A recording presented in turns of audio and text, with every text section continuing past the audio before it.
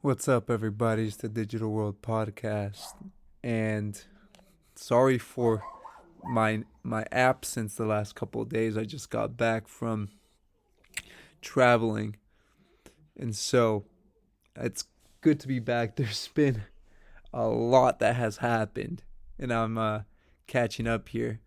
I recently had a conversation with a couple of friends, and it's interesting how the psyop, if you will, is working effectively. Unfortunately, is with people I know. And no matter what you present to them, no matter how you present it to them, facts, documents that show that all this is pandemic, they still won't agree with it because I suppose their whole world will be shattered and they'll feel lied to. It's the lie runs so deep. Nevertheless, let's get into it. How does inflation fix inflation? We hear it from Rand Paul himself. Ron Paul, sorry. Or inflation. How in the world can we expect to solve the problems of inflation, that is, the increase in the supply of money, with more inflation? How in the world can we expect? And you can't. But these politicians will solve inflation with more inflation, with higher inflation. So it makes it seem like they're doing something about it, but in reality, it's making it a lot worse. Recently, the Biden administration has declared monkeypox a public health emergency.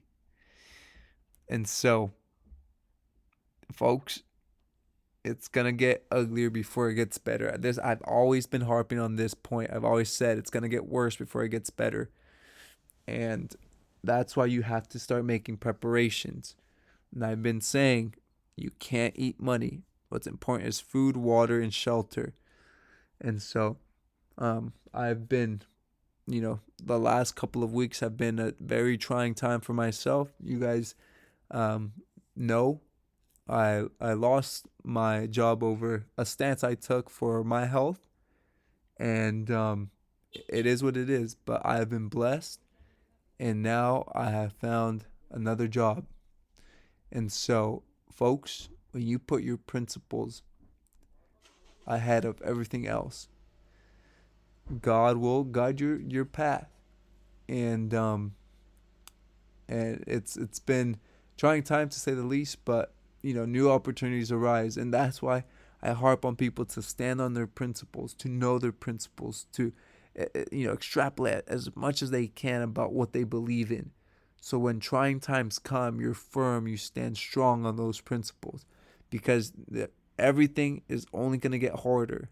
And if you're not principled, if you don't have a strong foundation, you will fall for whatever it is that comes your way. So stand strong, believe in what, uh, um, in your principles, and stay true to them. Here is, the Chinafication, I guess you can say, of everything, which essentially would be social credit system. And this video um, has a point in saying that anything that says, "Oh, this is smart tech, this and that," well, it's ultimately going to be used to control you. They're constantly monitored by facial recognition cameras that are able to instantly put a face to a name. Now, the Chinese are also ranked, given a mark out of a possible 950 points. A score in the 700s is considered good. Around the 500 mark is not. For now, the number is a sort of bank credit rating, keeping track of everyone's spending habits. I think being ranked is a good thing. A society has to have rules.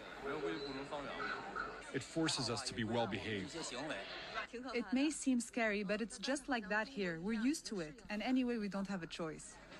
But in an effort to keep all of its subjects in line, Beijing is taking the system a step further in 2020. It's aggregating data gathered by banks, private companies, and the state to rate if someone's a good or bad citizen.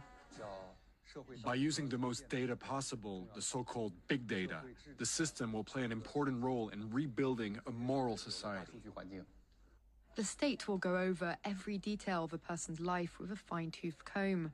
Their financial situation, spending habits, career, even behavior on social media. Criticizing the government online or displaying outward signs of wealth is a no-no. On the other hand, praising the party or giving blood increases your social credit. Xiao Wenwang is a model citizen. She lives in Nanjing, a testing ground for social ranking. Married with a child, she has a job in a retirement home, no debts, and she wouldn't dream of jaywalking. As a good citizen, I respect the rules of the road. If I didn't, I'd lose points on my social credit.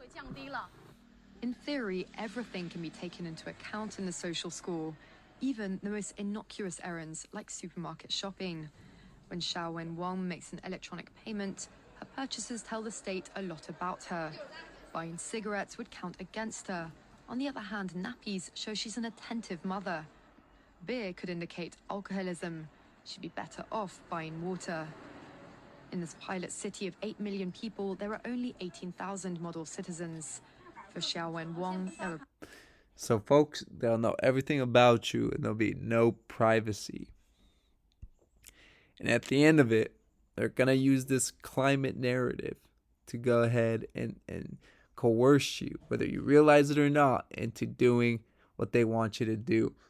Because they'll pull at your heartstrings and make you feel like this is the right thing to do. And the key word is feel.